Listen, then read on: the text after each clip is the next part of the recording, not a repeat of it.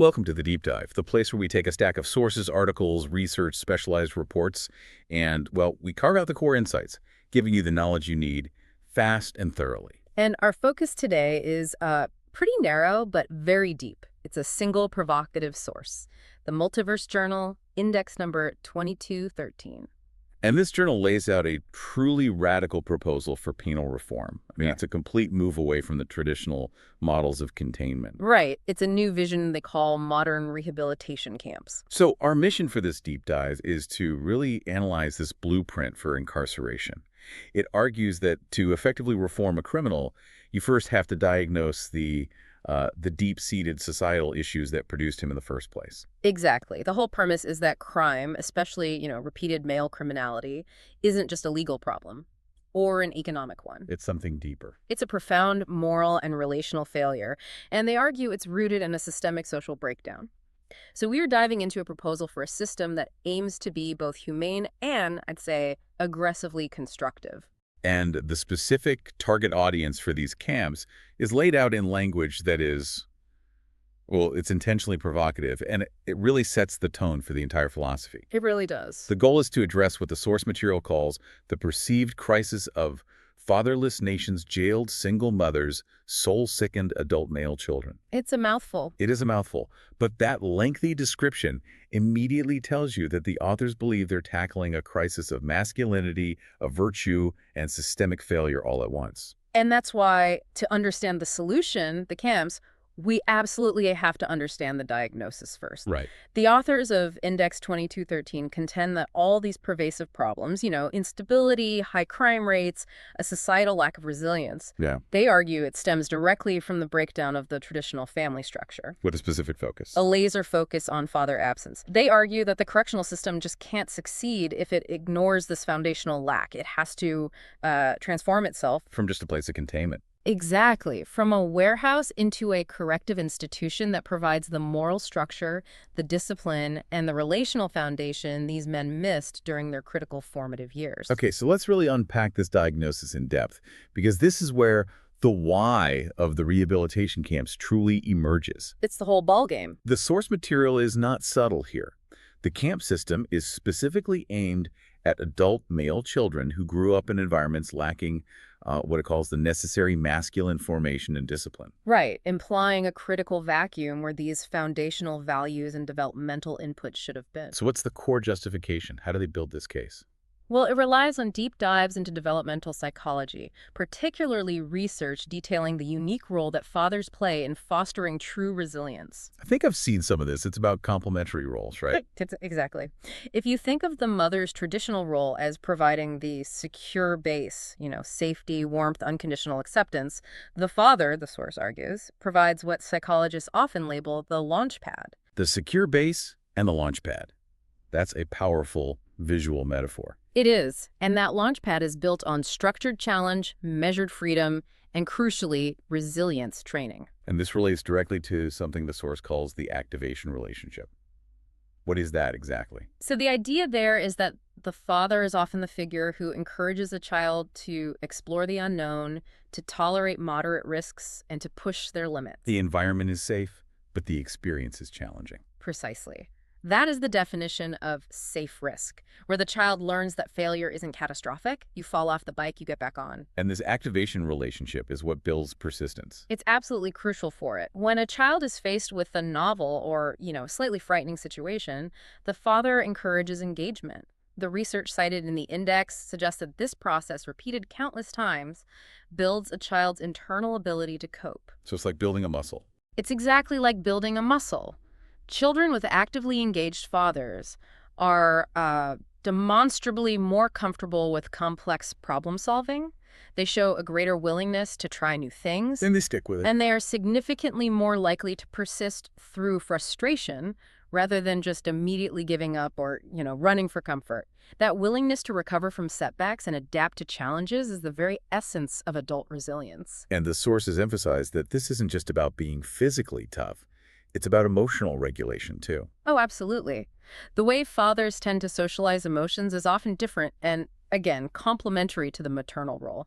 They're more likely to use playful challenges, a bit of teasing, or joking when a child experiences a minor setback or embarrassment. Instead of rushing in to provide comfort immediately? Right, which is an essential, though sometimes misunderstood, developmental tool. How so? Well, this seemingly lighthearted or playful provocation serves a critical function. It helps the child learn to handle mild embarrassment or friendly competition or just minor frustration without it escalating into a full-blown emotional storm. I see. The source material suggests that fathers often demand greater emotional self-control during play or competition. So if a child begins to whine or have a meltdown during a game, the father is often the one to gently but firmly insist they try again or, suck it up. Delaying that immediate gratification. Exactly. Forcing the child to process the negative feeling internally, adapt, and then move forward. That distinction, the difference between immediately avoiding an uncomfortable feeling and actually processing it to build emotional muscle, that seems key. It's the whole point. And this style of fathering is directly linked to better anger management, more flexible stress responses, and ultimately lower rates of anxiety and self-regulation deficits in adulthood. So the absence of this launchpad component, this complementary push toward mastery and challenge, Is directly linked by the authors to the adult emotional fragility and the inability to manage frustration that so often manifests as criminal behavior. so the argument is clear. The men arriving in the penal system are the adult consequence of this massive foundational breakdown. That's the diagnosis. And the next step in the source's analysis is highly sociological and very controversial. It attempts to pinpoint the mechanism that created this pervasive father absence in the first place. Arguing that the correctional system now has to step in and correct what the wider societal structure failed to provide. Yes. And this is where the analysis dives into deep, complex, and, politically charged territory. What do they claim? The sources suggest that the sociological process leading to all this father absence began with what they term the ideological capture of elder women, specifically grandmothers. Okay, we should stress here that this is a highly specific and controversial sociological claim from the source material. Extremely. Reporting on their analysis. The analysis suggests that, starting primarily in the 1960s, a widespread ideological shift occurred among elder women. Who are traditionally what? Moral and social gatekeepers, upholding structures that prioritize family stability. The capture involved them rejecting this traditional wisdom in favor of radical individualism, sexual liberation, and certain strands of feminist ideology. And the controversial claim is that this ideological shift directly undermined the male role. And contributed to the massive rise in single motherhood and divorce rates. The sources cite what they call uncomfortable data, claiming that the ideological acceptance and encouragement of single motherhood and divorce by that grandmother generation. So, by encouraging their own daughters to prioritize, say, self-actualization over familial commitment. Right. They claim that accounts for approximately 49% to 54% of all father absence in modern society. This is presented as the primary driver behind the relational vacuum that the current generation of men in the penal system experienced. Wow. And the consequence for the boys raised in these environments, often without that structured masculine formation or discipline, Is profound, according to the source. The result, it argues, is often adult dysfunction, an inability to cope with life's demands, emotional withdrawal, and yes, high rates of criminal involvement. They are the soul-sickened adult male children. The ones who missed the fundamental step of being disciplined and guided into capable, self-sufficient men. And the source also points to economic forces. Right. It wasn't just familial breakdown. Correct. This all coincided with economic forces that, they argue, stripped away the dignity of labor. They reference systematic wage suppression for blue-collar jobs and something they call political inversion, What's that? where cultural status and economic rewards were shifted away from traditional male roles, like being a provider or a protector. So you have this combination, relational collapse at home and economic disempowerment outside. And it results in a generation of men who often lack both a moral foundation and a productive purpose. It creates a sense of learned helplessness, a lack of intrinsic worth. So if the core problem is defined as this failure of virtue formation, resilience training, and productive purpose, this missing fatherly and structural input, then the objective of these proposed modern rehabilitation camps has to be equally radical. Their goal is defined as elevating these men from criminality back to dignified, productive citizenship. ow, by instilling the discipline, moral virtue, and the self-mastery they never received. Okay, so if the source posits such a radical diagnosis about societal breakdown, it follows that the solution must be equally radical. This brings us directly to the proposed structure of the camps themselves. Exactly. So let's get into section 2, where we introduce the core principles of this vision. And I think it's important to emphasize that this system is designed for moral correction and uplift, not degradation. That's a crucial point. Index 2213 is explicit. The camp model focuses on strict order, unwavering discipline, and the active promotion of virtue, while absolutely rejecting any process of humiliation or degradation. The intent is to transform the inner man. Not merely punish the external behavior. So this foundational philosophy rests on 4 key pillars. What's the first one? The first pillar is moral and social education. And this isn't, a casual class once a week. It's integrated into the entire daily rhythm. Oh, it's constant. It is. The source specifies a rigorous daily routine. It incorporates structured lectures, mandatory readings, and guided discussions focused on fundamental virtues. Such as? Honesty, self-discipline, accountability, charity. The curriculum aims to counter what the authors term insanity acceptance. Insanity acceptance. What do they mean by that? They define it as the societal sickness of moral relativism and the widespread tolerance for predictable systemic dysfunction. So this education component demands a return to objective moral standards and self-critique. And to give you a sense of the depth here, the lectures aren't just abstract concepts. Not at all. They focus heavily on practical application. How does honesty look when you're handling tools in the workshop? How does accountability look when you're working in a team and someone messes up? Tying abstract virtues to tangible daily behaviors. That's it. So the second pillar, and this is maybe the most central to restoring what they see as male dignity, is work and trade training. Inmates are not to be idle. Never. They must be engaged in meaningful and productive labor, and it has to correspond to their intellectual and physical capacity. And this can range widely. Very widely. Agricultural labor, stone cutting, skilled craftsmanship like carpentry or blacksmithing, and even creative trades that emphasize precision and quality. The philosophy here seems to be that productivity is the pathway to dignity. It is. The work must be real, tangible, and contribute value. This directly attempts to counter that economic disempowerment we talked about earlier. So by the time they leave the camp, these men should not only have a trade certification, but also the deep intrinsic satisfaction that comes from mastering a craft or providing essential labor. They've built something, they've contributed. Okay, what's pillar number 3? The third pillar emphasizes physical discipline and health. Daily physical training is mandatory, and it's rigorous. Why so much emphasis on the physical? The source material argues that physical strength and bodily health are absolutely essential for cultivating moral clarity and personal strength. The physical regimen acts as a training ground for self-discipline. So pushing past perceived limits. Obeying instructions instantly, maintaining a high standard of self-care. It's the mind-body connection taken very seriously. It sounds like it. They also ensure balanced, nutritious meals and readily available medical care. Right. The physical regimen reinforces the moral code. The idea is, if you can be disciplined in your body, you can be disciplined in your choices.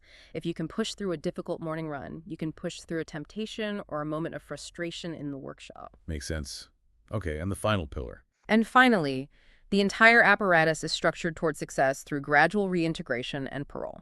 So the purpose is not indefinite detention. Not at all. Demonstrated genuine reform. And that means consistent reliability, moral improvement, and mastery of a trade that leads to increasing privileges.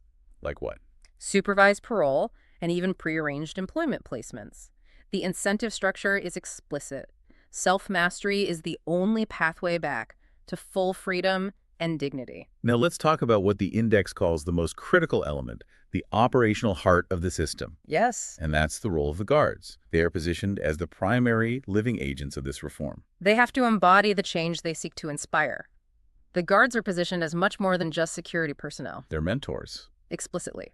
They are to function as mentors and exemplars of moral virtue. The proposal specifies that guards must be selected from among the finest citizens. So men who have already internalized and demonstrated honor, compassion, strict self-restraint, and reliability in their own lives. That's the idea. This directly addresses the core deficit of the inmates, the lack of a capable, virtuous male role model. The guard's conduct has to reflect the absolute highest standard of virtue so consistently that it just naturally inspires respect and emulation. Which requires an incredibly intensive vetting process. What does the source say about how these guards are selected and trained? The vetting process is described as exhaustive. It focuses not just on physical capability, but on moral character. So, psychological assessments. Deep ones, to ensure patience and emotional stability. And they receive continuous training focused on mentorship techniques, not just enforcement procedures. They're taught how to challenge an inmate's behavior without humiliating the man himself. This concept of a staff acting as a personal living example to transform the prisoner's worldview, it has historical roots, doesn't it? Well, the sources touch on that. It does. The emphasis is on transforming the environment from purely punitive to fundamentally aspirational. And the source draws a structural parallel here. It does. It emphasizes that the focus is entirely on this principle of staff modeling. For instance, in certain historical re-education models designed for transforming ideology, the staff were explicitly required to make their behavior a personal example to prisoners. So the instruction was that the staff must embody respect for structure, law, order. And traditional virtues like hard work and discipline. The crucial takeaway here is the principle of aspiration. The staff models the aspiration. Their job isn't just to maintain order, but to demonstrate what an upstanding citizen is. So the guards in this model are essentially serving as the long-delayed father figures. In a sense, yes. Providing structure, demanding accountability, and modeling the disciplined masculinity that was missing in the inmate's formative years. The source material even references a historical camp motto. It does, centered around obedience, zeal, honesty, order, and a sense of sacrifice. But these are presented not as ideological demands, but as practical milestones toward regaining freedom. And it seems the administration, in that historical analogy, was held personally responsible for the successful re-education of prisoners who weren't deemed lost cases. Which shows a deep institutional commitment to reform rather than just containment. And that commitment continued even after release. Right. The source points to historical precedents where there were explicit instructions given to state authorities not to harass or impede released inmates to ensure their complete reintegration. So this shift in the role of staff from warden to mentor is what fundamentally separates the rehabilitation camp model. It changes the environment from a warehouse for the broken to a forge for the rebuilt. And that transformation is absolutely necessary because the system has to manage a population often characterized by deep-seated emotional and impulse control issues. Yes, which brings us to Section 3, where we examine the specific strategies for managing discipline, particularly for individuals struggling with violence and the highest levels of impulse control. This is a critical point. If the goal is dignity and self-mastery, how do you manage the most challenging inmates without resorting to the typical punitive measures that often just breed resentment and more dysfunction? The initial approach is defined by control, protection, and intensive effort, not by degradation. So individuals who arrive with serious, immediate impulse control problems Are initially housed in controlled, isolated environments. But the critical distinction is the purpose. Okay. These sections are designed for intensive, correction-focused, psychological, and moral work, not standard punishment. The isolation is meant to provide a safe space for the inmate to begin self-reflection, while also protecting the general population and the guards from aggression. And that moment of isolation immediately shifts into specialized instruction. Right away. This involves intensive one-on-one counseling. The sources specify that chaplains and dedicated mental health professionals work very closely with these inmates, and they use a mix of techniques. What kind of techniques? The instruction combines fundamental religious or moral teaching with modern psychological tools, like cognitive behavioral therapy, or CBT. And CBT is applied to help the man identify and challenge the destructive thought patterns that precede his violent or impulsive actions. Exactly. And moral reasoning is used to force the inmate to confront the real-world consequences of his actions, to internalize a sense of the social contract and empathy. The goal is internal change. The man has to learn to predict and preempt his own emotional storms. And crucially, the guards in these most challenging wings Are chosen specifically for their exceptional patience and demonstrated virtue. They are the highest caliber mentors working with the most troubled men. They're the anchor. Absolutely. Their unwavering calm and adherence to the moral code, even when they're provoked, models the exact self-control the inmate must attain. And alongside this moral and psychological instruction, the source stresses the transformative power of labor. Which is tailored to the man's condition. So for individuals prone to violence, they are given the most physically demanding but unequivocally meaningful tasks. Like stone cutting, intensive timber work, or large-scale agricultural labor. And why is that so effective? Well, hard physical labor, when it's coupled with moral instruction, is historically cited as one of the most effective tools for fostering discipline and self-control in unruly men.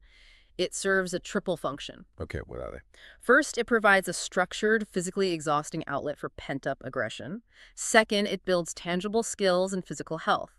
And third, it instills a deep sense of accomplishment through demonstrable, productive output. When you're physically exhausted, the mental space for emotional chaos just shrinks. Considerably, yes. And that emphasis on meaningful work ties back to the systemic problem we discussed, the source's critique of economic disempowerment. Right. By providing work that has real, tangible dignity, cutting a piece of timber that will become a roof, or harvesting food that will feed the camp, the system attempts to restore the men's sense of value and productivity that was lost. But the ultimate goal is never permanent isolation. Never. It's successful integration. So, once an inmate demonstrates a measurable, consistent level of self-control and reliability in his individual duties, he progresses to team integration. He's paired with another prisoner. Another prisoner of similar moral and behavioral progress to form working teams. And these teams then move into collaborative physical labor. Yes, large-scale construction projects or shared farming duties that require true cooperation, communication, and mutual reliance. It sounds like a deliberate, crucial method for developing social aptitude. It is. It combats the isolationist tendencies that are so prevalent in men who lacked those formative relational inputs from childhood. It forces them to practice the social contract in a low-stakes, high-accountability environment. It's practical sociology. You could say that. Yeah. If one man fails to show up on time, the whole team's work suffers. If one man is dishonest, the other is required to report it as part of his own accountability. They rise and fall together. They do. And the system reinforces success through tangible incentives: gradual reduction of supervision, increased trust, improved living conditions, all tied directly to the successful completion of projects and consistent demonstration of moral reform and reliability. So there's a direct, demonstrable link between internal change, which is self-mastery, and external reward, freedom, and trust. And that's the powerful engine of the camp. Eligibility for transfer to open labor programs and eventually early parole powerfully reinforces the idea that capability and virtue are the direct pathways to reintegration. It's a closed feedback loop. They're given the structure, they apply the discipline, they achieve self-mastery, and then they're rewarded with dignity and freedom. That's the model. And this leads us directly to Section 4, where the source material offers a hypothetical case study to really illustrate the transformative potential of this rehabilitation camp model versus the standard penal system. Okay, let's focus on John, the subject of the source's example. He's 32 years old, a divorced father of a 4-year-old son, convicted of armed bank robbery and facing 4 years. He represents that exact target demographic, a man whose adult life is characterized by impulse control failure, relational instability, and a lack of constructive direction. So if John were sent to a standard prison, the model this index critiques, what's the predictable outcome? It's pretty grim. He would likely spend his time contained, isolated from positive influence, and facing the very real potential for gang affiliation just for security. Yet upon release, Poor job prospects because of his record, a lack of current skills.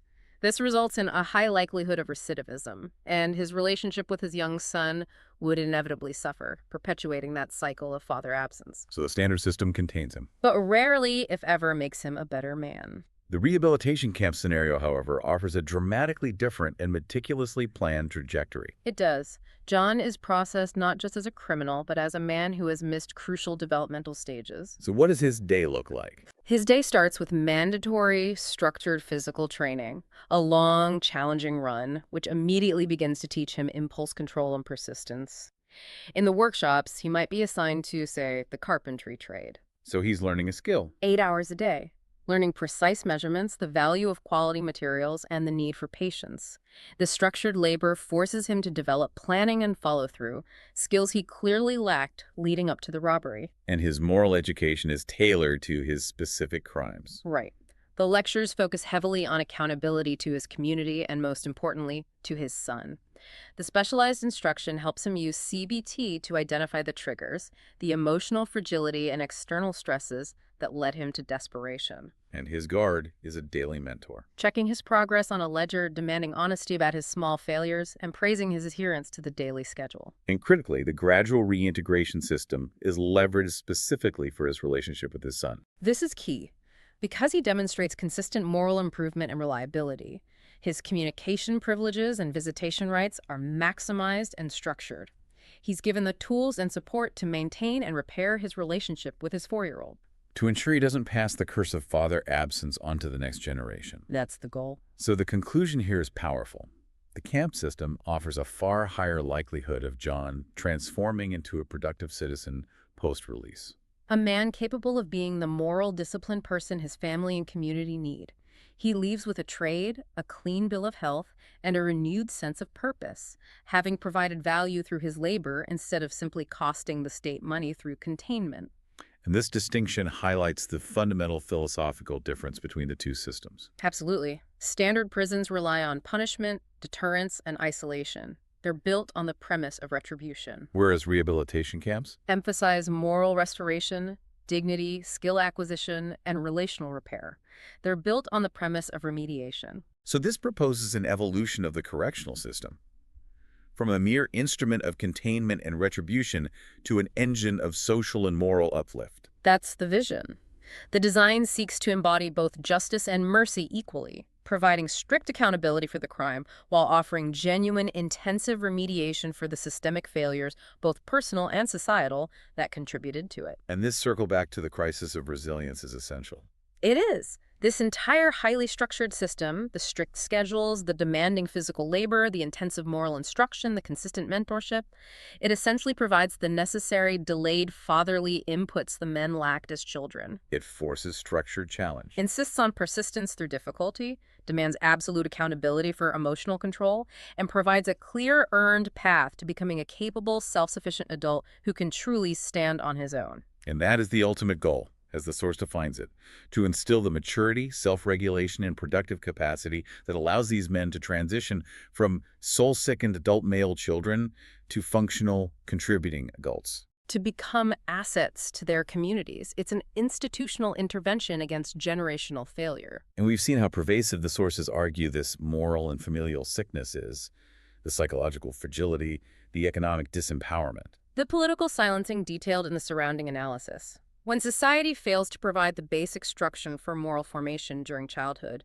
the correctional system, in this view, is tasked with a monumental delayed intervention. The scale of the transformation required is massive. But the Index 2213 argues the cost of inaction, that perpetual cycle of recidivism and social chaos, is far, far greater. And the material is exhaustive in detailing how every component, from the composition of the staff to the very materials of the labor, is designed to instill virtue and capability. Grounding the inmate in reality and responsibility. The camp is fundamentally a school of hard knocks, but one guided by moral intention and compassion, not by cruelty. So, to summarize our deep dive into Index number 2213, this proposed penal reform is far less about simple punishment and far more about providing intensive, delayed moral and psychological remediation for systemic societal failures. That's a good way to put it. It explicitly targets the void left by the collapse of the traditional family unit, specifically the loss of that fatherly resilience and virtue formation. The entire focus is on rebuilding the inner man through discipline, work, and mentorship,